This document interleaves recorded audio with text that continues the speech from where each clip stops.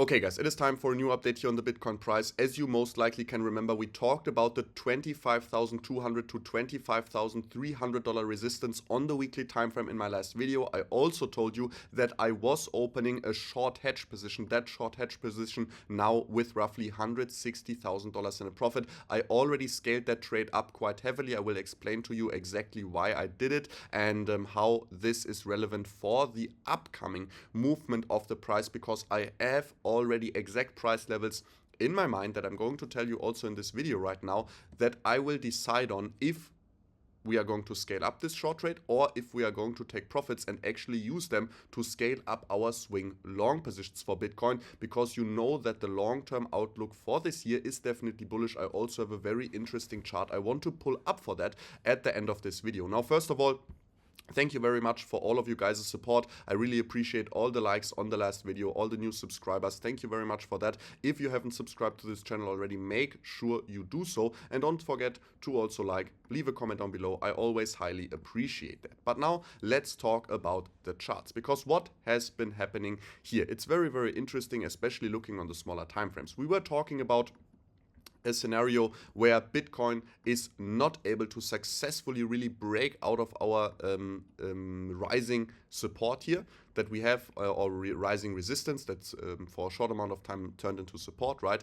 But we were not able to really break above that. We were talking about in the last video that if we are not successful to break above this resistance of the $25,200 to $25,300 level, that we need to expect Bitcoin just having a fake out moment here, correcting back into our upward sloping support and resistance, and then also reaching the lower part of that trend channel, which we definitely did. We are at the exact support right now. We even fell below it. We are even seeing a slight rejection here on the 4-hourly time frame right now, that with a close below the $22,300 level could already be a confirmation for a bearish continuation. But now let's talk about what is more likely to happen and what price levels we really need to keep an eye on, because so far, yes, Bitcoin has been forming bearish continuation patterns beautifully. We saw a rising or an ascending triangle, right, which is a bullish chart pattern. Bitcoin didn't manage,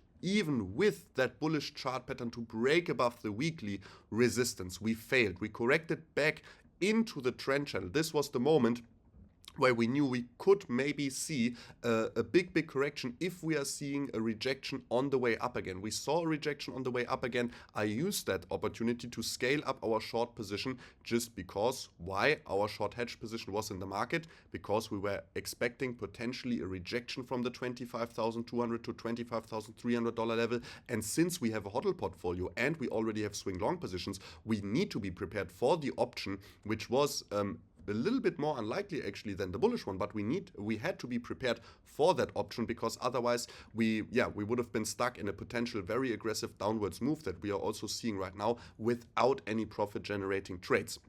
And what we saw here was the rejection of the 0.6, the rejection of this downward sloping support, and on top the rejection of our trend channel upper lying support and resistance.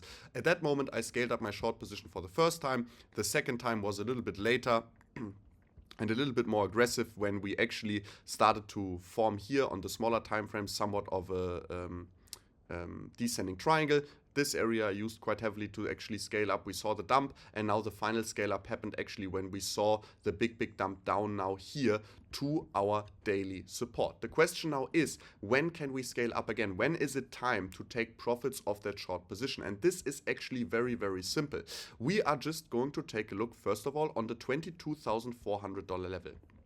And in general, we definitely need to take a look at the daily time frame as well, because the daily time frame is going to be a main deciding factor in what to expect from the market next. If in the next 13 hours, 14 hours, we are closing below the daily support of $22,400 level, then it's highly likely that we would actually be forming a massive M pattern here, and this can lead to a very, very bearish breakdown. We can almost definitely expect, especially because we are also breaking then below this high point over here, that we are revisiting the previous rejection point of our low, right?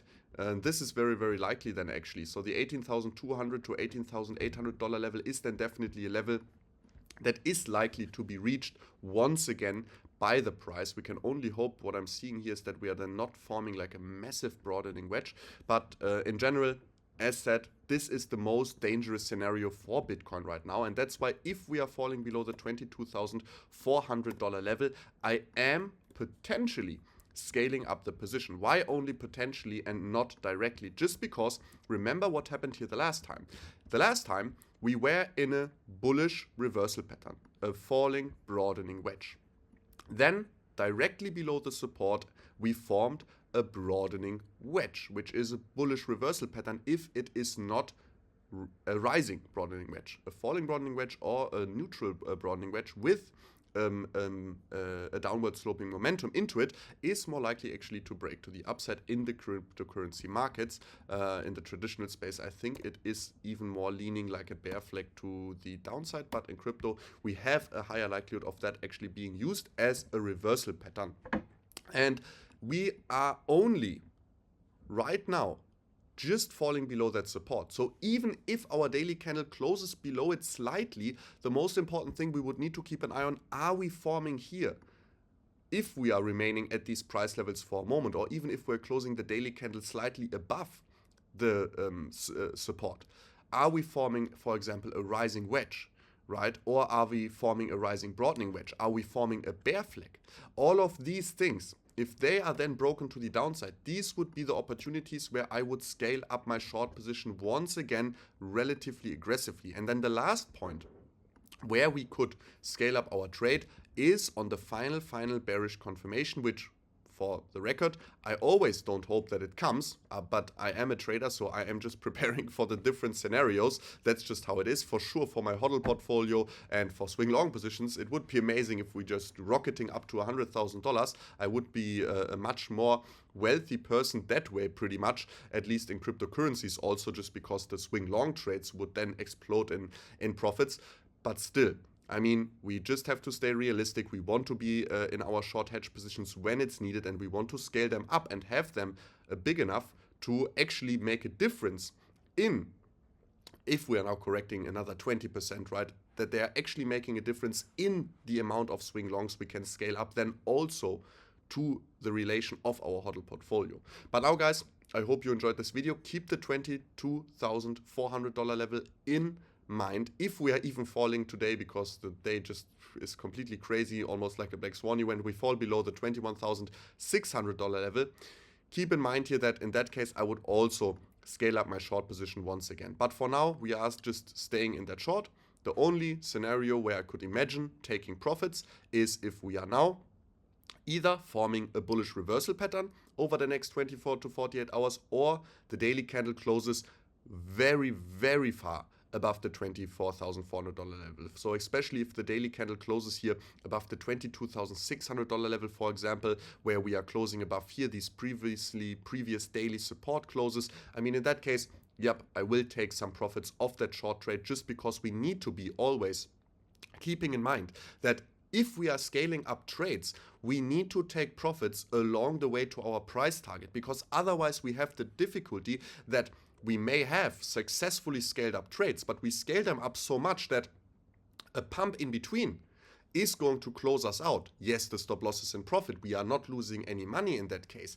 But we need to keep in mind that we are also not making any profits if we are not taking profits beforehand. And since no matter how good of a trader you are, you will have losing trades, you need to make sure that the successful trades are also trades that are really adding capital to your bankroll. If you're never taking profits, you can have 9 out of 10 successful trades, but if you never take profit, I mean, they either will be closed at some point, funding fees will close them, or the next wrong trade, right, that you are doing, even if you have your stop losses always in the profit, you will have one losing trade, and then overall you lost money, although you were right 9 out of 10 times because you were scaling up too strong and stuff like this. So keep this in mind. But now, guys, I hope you enjoyed this video. Don't forget to subscribe, activate the bell, and yeah, subscribe to the channel. Thank you for watching. Thank you for your support. I will update you once again when it's important in the markets, or when we are putting a new trade into the markets, as I also told you in the last video. And soon, guys, when the markets are a little bit more active again, I will come out with daily content and also live streams again,